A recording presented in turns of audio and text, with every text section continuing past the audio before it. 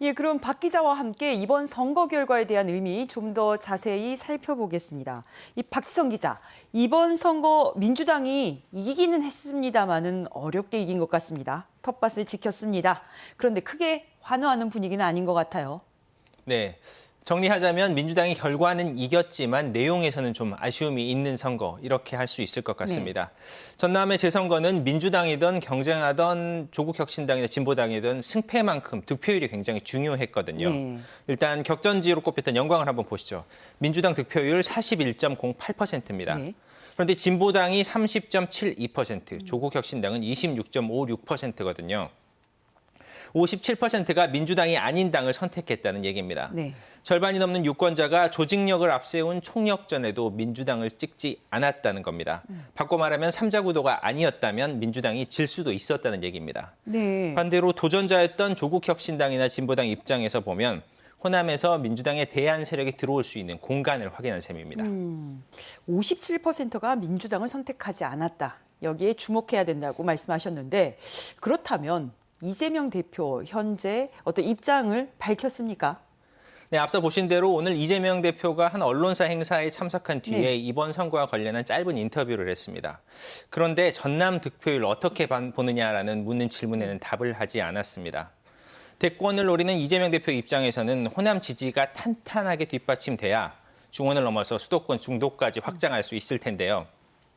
텃밭인 전남에서 조국혁신당과 진보당의 추격을 허용하게 확인되면서 고민이 깊어졌습니다. 네.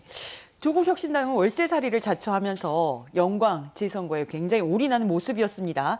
그런데 진보당에는 좀 뒤처졌어요. 지금 조국혁신당 반응 어떻습니까? 네, 오늘 조국 대표는 다음 도전은 더 옹골차고 더 힘찰 것이라고 했습니다. 네. 발언에 한층 힘이 실렸는데요.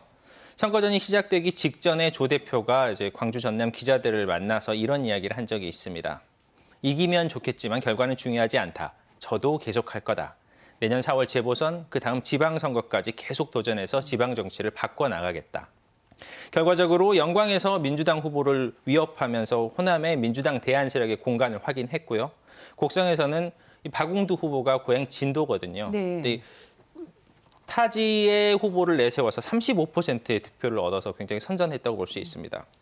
조직력이 중요한 군단위 선거에서 이만큼의 성적을 냈다는 것은 네. 앞으로 이어질 호남 선거에서 가능성을 넘어서 해볼 만한 자신감을 얻었다. 뭐 이렇게 볼 수 있을 것 같습니다. 그렇다면 박 기자, 이 결과가 앞으로의 호남 정가 그리고 다음 선거에 어떤 영향을 미칩니까? 네, 우선 이재명 대표는 이번 선거로 급한 불을 끄고 한숨 돌렸다 이렇게 볼 수 있습니다. 하지만 총력을 동원하고도 압승을 거두지 못한 만큼 다음 달 2개의 재판, 1심 선고가 예정되어 있지 않습니까? 네. 그 결과에 따라서 리더십이 흔들릴 가능성도 있습니다. 이때를 맞춰서 민주당의 본진인 호남을 공략하려던 잠룡들이 있거든요. 네. 이분들 움직임 한층 활발해질 것 같습니다. 또 조국혁신당은 졌지만 잘 싸웠다는 평가를 받으면서 지방선거를 앞두고 당의 외연을 확장할 수 있는 기회를 얻었습니다. 당장 이제 지방선거 출마를 준비하는 입지자들, 조국혁신당의 문을 두드릴 가능성이 커졌습니다. 네. 또 무엇보다도 호남에서 경쟁 구도가 만들어지면서 뭐 후보도 그렇고 정책도 그렇고 이제 신중을 기해하는 상황이 됐는데요. 네. 민주당 일당 독점 구도에서 선택지가 부족했던 우리 유권자들 앞으로 선택의 폭이 한층 넓어질 것으로 보입니다. 알겠습니다. 네, 박 기자 여기까지 듣겠습니다.